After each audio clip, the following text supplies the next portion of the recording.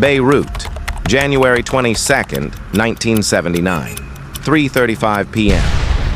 A massive explosion rips through Verdun Street. The blast is so powerful that windows shatter 3 blocks away. Cars flip like toys. Within seconds, the bustling heart of Beirut transforms into a scene of absolute carnage. Inside one of the destroyed vehicles lies Ali Hassan Salameh, the Red Prince, architect of the Munich Olympics massacre. His bodyguards are dead. 4 innocent bystanders will never go home. Among them, a German nun who was simply crossing the street. By 4:03 p.m., Salameh is pronounced dead at the American University Hospital. Israel's most wanted man, hunted for 7 years, is gone. Within the hour, Mossad agents begin vanishing from the city like ghosts. Yasser Arafat orders an immediate manhunt. The PLO tears through Beirut searching for the assassins. But they're looking in all the wrong places. Because the person who ended this 7-year hunt wasn't a hardened operative, wasn't part of an elite hit squad, wasn't even using a false identity. She was on a balcony, painting, feeding stray cats. And when the smoke cleared, she simply packed her bags, asked her neighbors to look after the cats, and disappeared forever. This is the story of how an art student from London became the weapon that Mossad's most experienced killers could never be. But to understand how she got there, we need to go back to a different explosion, one that changed everything. Munich, September 5th, 1972. The Olympic Games were supposed to be a celebration of peace and unity. Instead, they became a nightmare broadcast live to the entire world.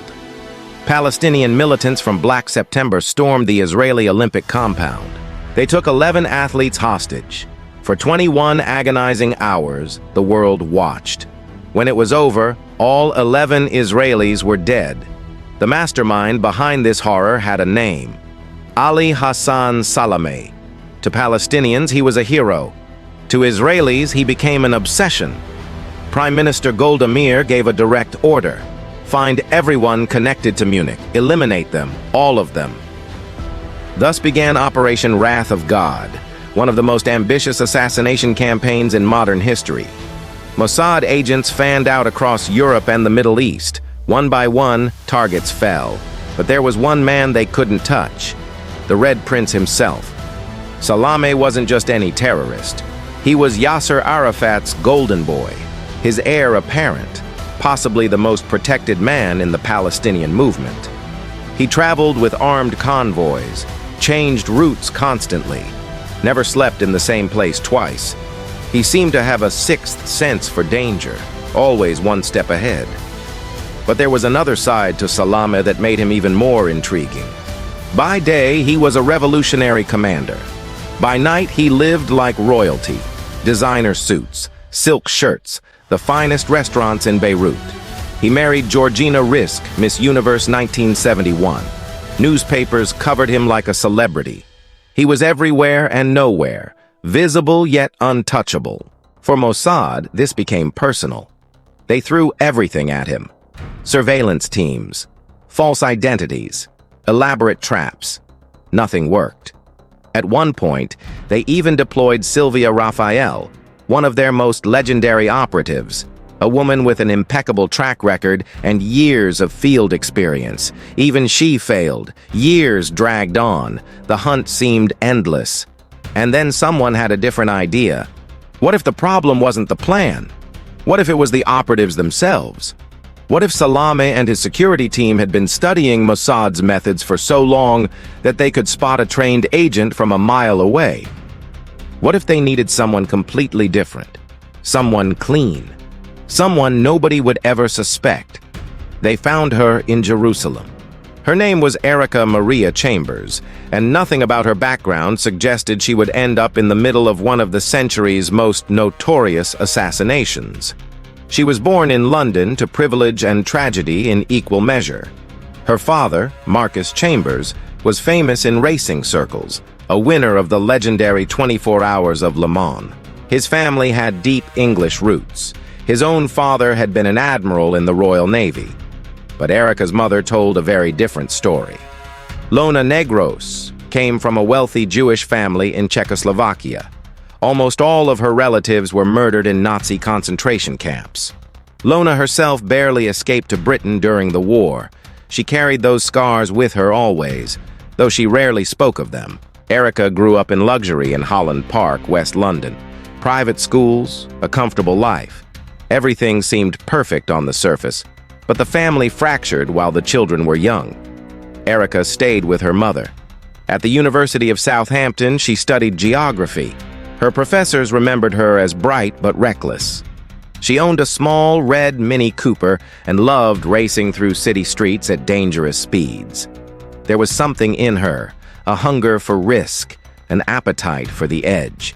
That quality would soon be noticed by people who valued such traits.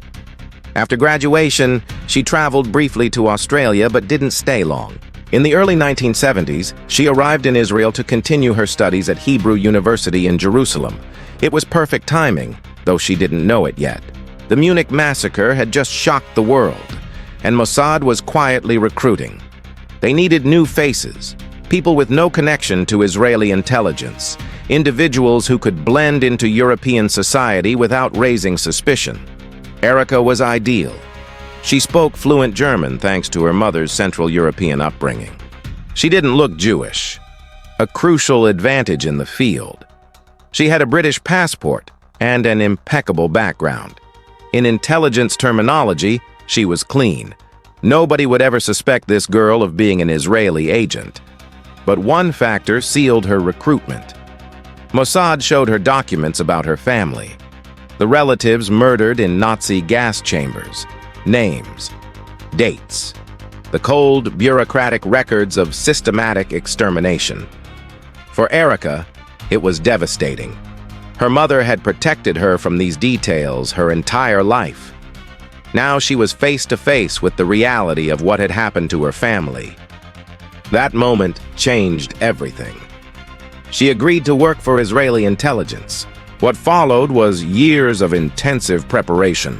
Training in surveillance, communications, weapons handling, and most importantly, the art of living a lie. She was given a legend, a cover identity so thorough that it became a second skin. In 1975, she was sent to Germany. For 3 years, she lived there as a sleeper agent, doing nothing, simply existing. This served multiple purposes. First, it distanced her from any connection to Israel. Second, if an assassination eventually occurred, it might appear that German intelligence was responsible, not Mossad. The deception was layered and patient. By late 1978, she received a visa from the Lebanese embassy in Bonn. Under the alias Penelope, she traveled to Beirut and rented an apartment on Rue Verdun. The location was perfect. From her 8th-floor balcony, she had a clear view of the street below. More importantly, she was just a short distance from Ali Hassan Salameh's residence. To her neighbors, she seemed harmless. A kind foreigner who loved painting, she fed stray cats and spoke about helping Palestinian children. She was eccentric but sweet, exactly the type of person nobody pays attention to. In reality, she was the final piece of an elaborate trap that was about to close. But she wasn't alone. By the summer of 1978, Mossad had entered the decisive phase of what they codenamed Operation MV, meaning burner. The legendary officer Mike Harari was in command. A Lebanese agent working for Israeli military intelligence provided invaluable details about Salameh's daily routines. When he left home, where he went, how his bodyguards behaved, every pattern was documented. Then came one of the most audacious moves in the entire operation. Mossad deployed an agent to join the same gym that Salameh used several times a week. This agent, known only as Agent D, lived under an assumed identity, moving between Beirut and Damascus. His instructions were crystal clear. Keep your distance. No conversations, no eye contact. Observe and report. But Salameh himself broke that distance. After several months of silent observation, one day Agent D noticed Salameh watching his exercise routine. Then Salameh approached and casually corrected his form, offering advice like a friendly gym regular. This led to small talk, then regular conversations. Eventually, Salameh suggested they train together.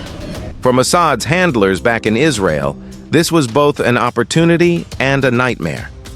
Any personal connection meant risk, yet refusing the friendship would arouse suspicion. Agent D was allowed to continue, walking a razor's edge every single day.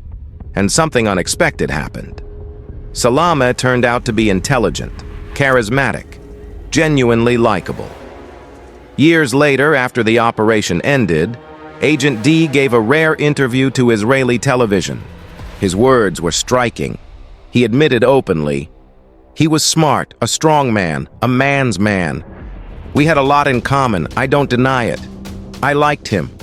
But then he added, "He killed 11 athletes in Munich before the entire world. For that, he deserved to die. I had no doubt. He could be the nicest man in the world. So what?" Gradually, Salameh allowed his new friend deeper into his life. He introduced him to Georgina Rizk, his beauty queen wife. He showed him his home, discussed his schedule, shared personal details. Every piece of information was immediately passed to Mossad handlers. Over the following months, Salameh invited Agent D to gatherings, gave him gifts, brought him to parties, even tried to set him up with his wife's sister. Step by step, trust was built, and step by step, the trap was being set. By fall 1978, as many as 14 Mossad operatives were active in Beirut. Erica Chambers, living as Penelope, maintained her cover as an NGO worker helping Palestinian children. 2 more agents entered Lebanon using British and Canadian passports. For 6 weeks, Salameh was under constant surveillance. They discovered his patterns. Nearly every afternoon, he visited Georgina at her apartment in Snoubra, West Beirut. When he had no meetings, he spent time at the gym or sauna. A plan was developed to kill him at the sauna, but it was rejected. Too many civilians would die. So Mossad made a different decision. They would use a car bomb. A Volkswagen would be packed with explosives and parked on Rue Verdun, right along Salameh's regular route. The timing, the angles, the traffic patterns, everything was calculated with obsessive precision. Agent D confirmed the route and provided final observations. But one critical question remained. Who would trigger the device? Who would be in position with a clear line of sight, steady enough to press the detonator at the exact moment Salameh's convoy passed the Volkswagen? The answer was above, on the 8th floor, on a balcony where a quiet painter fed stray cats. That was where the operation would reach its conclusion. January 22, 1979 began like any other day in Beirut. On Verdun Street, people hurried about their business.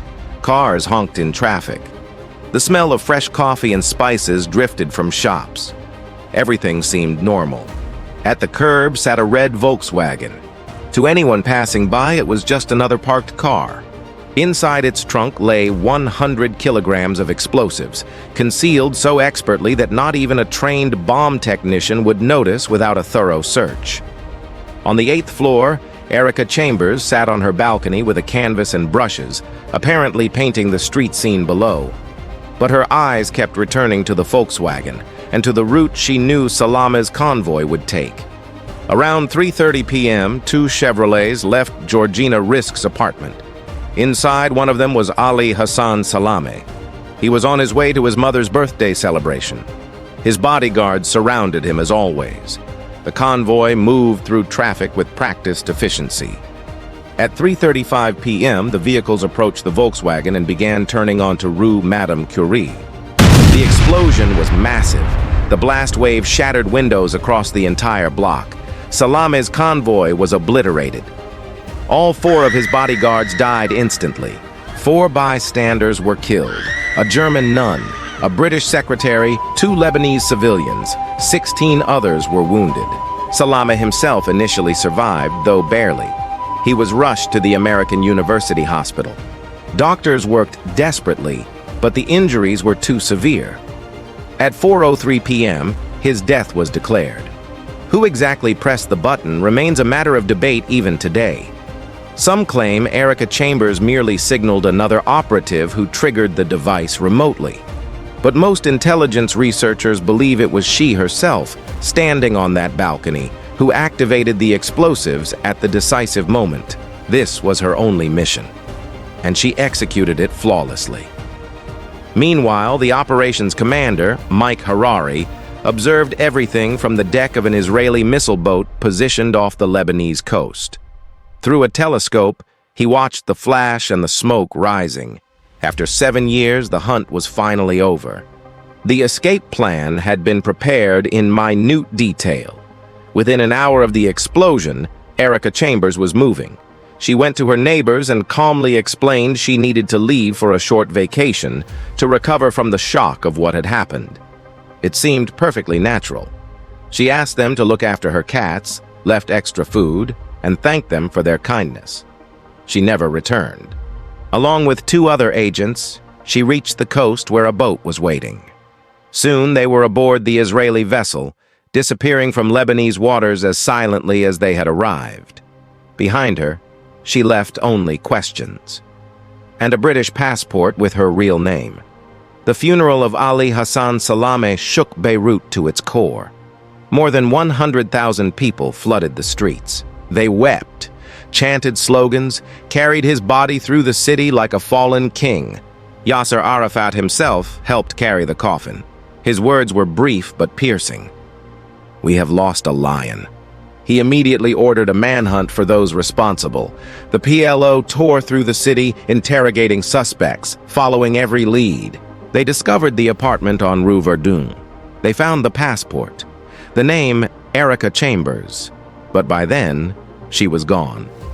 For years, many believed that Erica Chambers was nothing more than a Mossad invention, a fictional identity like so many others in the intelligence world. After all, her supposed partner in the operation, who acted under the name Peter Scriver, was later confirmed to have never existed. Perhaps Erica was the same, a ghost created for operational purposes. But the evidence suggests otherwise. Aaron J. Klein, a renowned Israeli author who documented the response to Munich in his book Striking Back, wrote clearly about her. Erica Chambers was a nice British lady who even used her own passport. She was an ad hoc operative, recruited for a specific mission. She was used and no longer needed after the operation, a common procedure. Wilhelm Dietl, a respected German expert on Mossad operations, went even further. In the early 1990s, he traveled to the United Kingdom and met with Erica's father.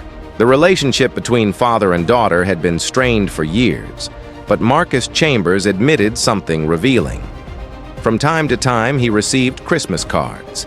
They bore Israeli stamps. His daughter was alive, somewhere. According to Dietl, Erica did maintain occasional contact with her brother, Nicholas Mordaunt Chambers. He had built an impressive career, becoming a Queen's Counsel in 1985, and later a respected civil court judge, a pillar of the British legal establishment. When journalists eventually tracked him down, hoping to confirm his sister's identity and role, his responses were carefully evasive.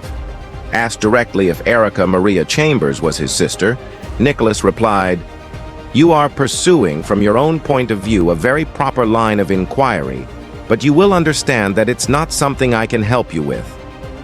The reporter pressed further. "You appear to be her brother, and I am intrigued to know if that is accurate and what has happened to your sister." Nicholas laughed softly. "The answer is, you probably are intrigued." Then he added almost gently, "It's probably really best I don't say anything." When contacted a second time, months later, he offered only this: "I hope that time has moved on." His words were as enigmatic as the mystery itself. But in the world of international espionage, in the realm of covert operations and lives lived in permanent shadow, what other response could anyone expect? The name Erica Chambers has become legend. To her neighbors in Beirut, she remains the memory of a kind Englishwoman who loved cats and painted on her balcony. To Israel, she was the unexpected weapon that ended a 7-year obsession. To intelligence historians, she represents something rare, perhaps even unique. The first British woman known to have worked for Mossad in a lethal operation. But who was she really?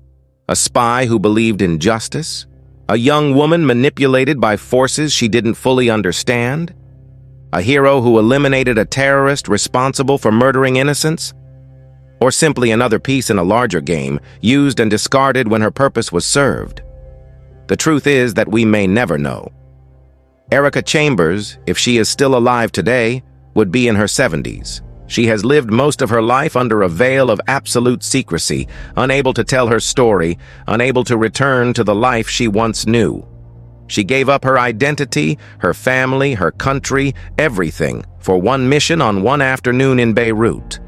Was it worth it? Did she ever regret the moment she pressed that button, if indeed she was the one who did? Does she think about the 4 innocent people who died alongside her target? The German nun who was simply crossing the street? The British secretary who happened to be in the wrong place? These questions haunt the story of Erica Chambers as much as her disappearance does. Because this isn't just a tale of espionage and revenge. It's a story about the price of justice, about what we're willing to sacrifice and who we're willing to become in pursuit of it. Ali Hassan Salameh orchestrated the murder of 11 innocent athletes at the Munich Olympics. For that crime, Israel hunted him for 7 years and ultimately killed him. But in doing so, 4 more innocent people died. And a young British woman, who once dreamed of painting and studying geography, vanished into a life of permanent exile. In the end, perhaps that's the real legacy of Operation Burner. Not just the elimination of a wanted terrorist, but the reminder that in the world of intelligence and covert warfare, there are no clean victories, only consequences that ripple outward, touching lives in ways that can never be undone. Somewhere, possibly in Israel, possibly under another name entirely, Erica Chambers may still be alive. Perhaps she reads about herself occasionally, seeing her story told and retold, always from the outside, always by people who can never truly know what she experienced. If she does, one wonders what she thinks. Does she see herself as the hero of this story, the victim, or simply a woman who made a choice and has lived with it every day since? The balcony on Rue Verdun is still there. The building stands as it did in 1979. New tenants have come and gone. The cats that Penelope once fed are long dead. But the legend remains, whispered in intelligence circles, debated by historians, a mystery that refuses to be fully solved. And perhaps that's fitting. Because in the end, Erica Chambers achieved exactly what Mossad needed. She became invisible. She became a ghost. She became the perfect operative, one who completed her mission and vanished so completely that even now, decades later, we can't be certain of the full truth. That uncertainty is her final triumph and her eternal prison.